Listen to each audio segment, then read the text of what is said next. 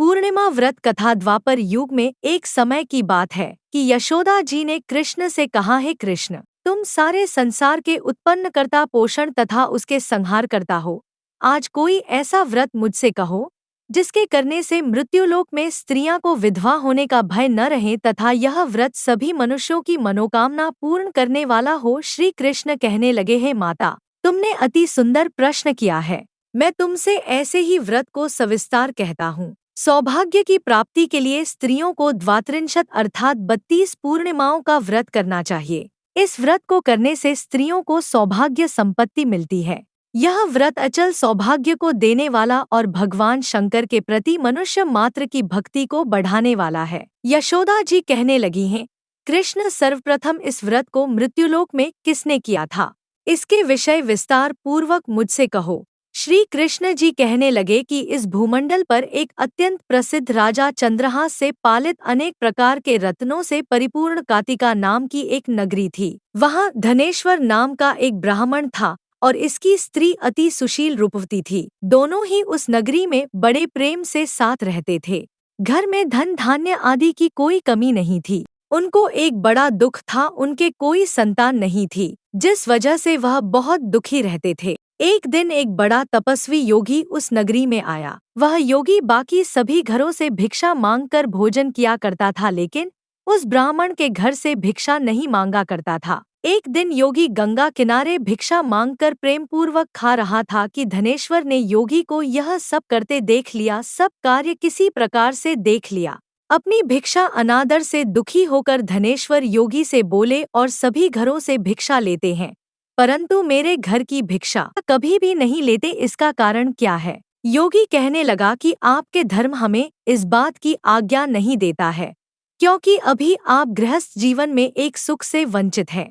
आपके घर संतान होने पर मैं आपके घर से भी भिक्षा स्वीकार कर लूंगा। उन्होंने कहा कि जिसे संतान नहीं है उसके घर से भिक्षा लेने से मेरे भी पतित हो जाने का भय है। धनेश्वर यह सब बात सुनकर बहुत दुखी हुआ और हाथ जोड़कर योगी के पैरों पर गिर पड़ा तथा दुखी मन से कहने लगा कि आप मुझे संतान प्राप्ति के उपाय बताएं। आप सर्वज्ञ हैं, मुझ पर अवश्य ही यह कृपा कीजिए। धन की मेरे घर में कोई कमी नहीं है, लेकिन मैं संतान न होने के कारण अत्यंत दुखी हूँ। आप मेरे इस दुख का हरण कीजिए। यह सुनकर योगी कहने लगे, तुम चंडी की आराधना करो। घर पहुंचकर उन्होंने यह सारी बात अपनी पत्नी को बताई और खुद वन में चला गया। वन में पहुंचकर उसने चंडी की आराधना की और उपवास किया। चंडी ने 16 दिन उसको सपने में दर्शन दिए और कहा कि हे धनेश्वर, जा, तेरे पुत्र होगा, लेकिन उसकी आयु सिर्फ 16 वर्ष होगी। 16 वर्ष की आयु में ही उसकी मृत्यु हो जाएगी।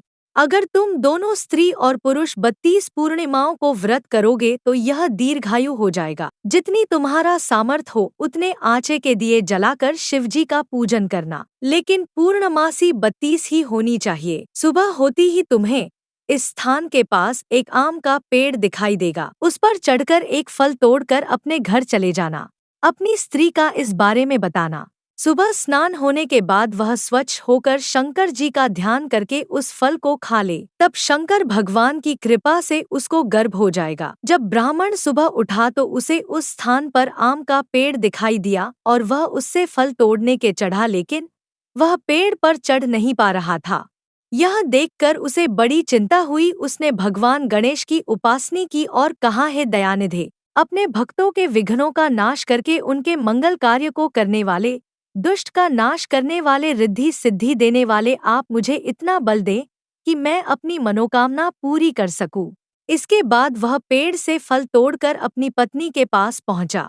उसकी पत्नी ने अपने पति के कहे अनुसार इस फल को खा लिया और वह गर्भवती हो गई। देवी की कृपा से उसे बहुत सुंदर पुत्र पैदा हुआ। उसका नाम उन्होंने देवीदास रखा। माता पिता के हर्ष और शोक के साथ वह बाल बढ़ने लगा। भगवान की कृपा से बालक बहुत ही सुंदर था, सुशील और पढ़ाई लिखाई में भी बहुत ही निपुण था।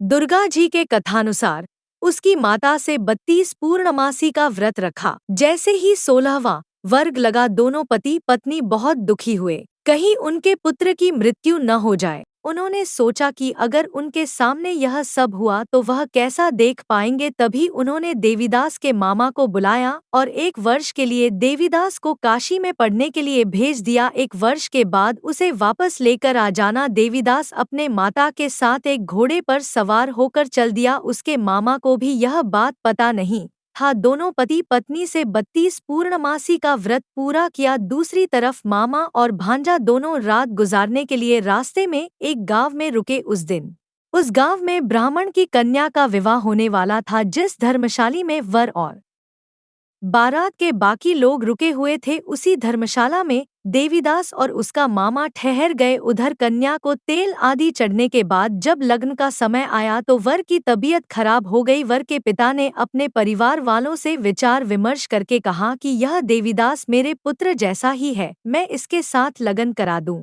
और बाद में बाकी सारे काम मेरे बेटे के साथ पूरे हो जाएंगे। ऐसे कहने के बाद वर के पिता देवीदास को मांगने के लिए उसके मामा के पास गए और उन्हें सारी बात बताई। मामा ने कहा कि कन्या दान में जो कुछ भी मिलेगा वो हमें दे दिया जाए। वर के पिता ने बात स्वीकार कर ली। इसके बाद देवीदास का विवाह कन्या के साथ संपन्न हो गया। इसके बाद वह अपनी पत्नी के साथ भोजन न कर सका और मन में विचार करने लगा कि न जाने यह किसकी पत्नी होगी। यह सोचकर उसकी आंखों में आंसू आ गए। तब वधू ने पूछा कि क्या बात है, आप उदास क्यों हैं? तब उसने सारी बातें पत्नी को बता दी। तब कन्या कहने लगी, यह ब्रह्मा विवाद के विपरीत है। आप ही मेरे पति हैं, मैं आपकी की पत्नी रहूंगी, किसी अन्य की कभी नहीं। तब देवीदास ने कहा, ऐसा मत करिए क्योंकि मेरी आयु बहुत कम है, मेरे बाद आपका क्या होगा। लेकिन उसकी पत्नी नहीं मानी और बोली, स्वामी आप भोजन कीजिए।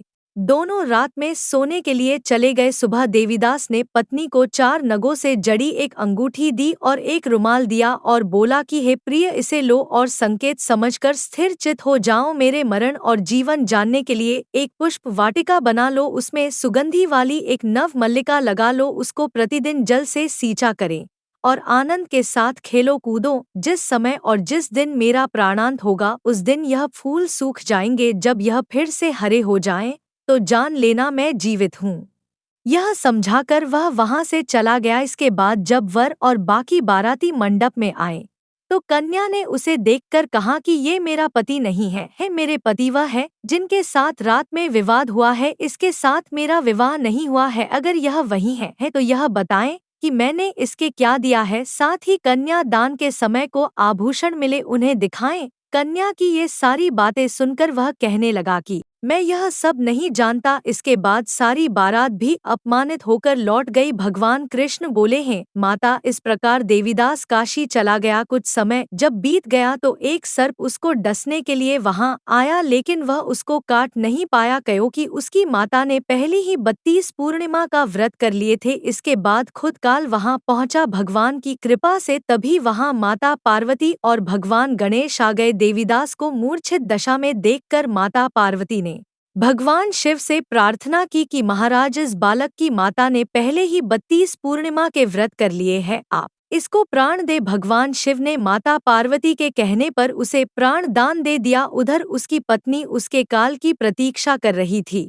उसकी पत्नी ने जाकर देखा कि पुष्प और पत्र दोनों ही नहीं है तो उसको बहुत आश्चर्य हुआ और जब उसने देखा कि पुष्पवाटिका फिर से हरी हो गई तो वह समझ गई कि उसका पति जिंदा हो गया है। इसके बाद वह बहुत ही प्रसन्न होकर अपने पिता से कहने लगी कि मेरे पति जीवित है, उनको ढूंढिए। जब 16वां वर्ष व्यतीत हो गया तो देवीदास भी अपने मामा के साथ काशी चल दिया। इधर उसकी पत्नी के परिवार वाले उन्हें ढूंढने के लिए जा ही रहे थे कि उन्होंने देखा कि देवीदास और उसका मामा उधर ही आ रहे थे। उसको देखकर उनके ससुर बहुत प्रसन्न हुए और उसे अपने घर ले आए। वहां सारा वगर इकट्ठा हो गया और कन्या ने भी उसे पहचान लिया। देवीदास ने इसके बाद अपनी पत्नी और मामा को लेकर वहां से चल जिया। उसके ससुर ने भी उसे बहुत धन दहेज दिया। जब वह अपने घर की तरफ चल रहा था तो उसके माता पिता को लोगों ने खबर कर दी, तुम्हारा पुत्र देवीदास अपनी पत्नी और मामा के साथ आ रहा है। ऐसा समाचार सुनकर पहले तो उन्हें विश्वास नहीं हुआ, लेकिन जब देवीदास आया और उसने अपने माता पिता के पैर छुए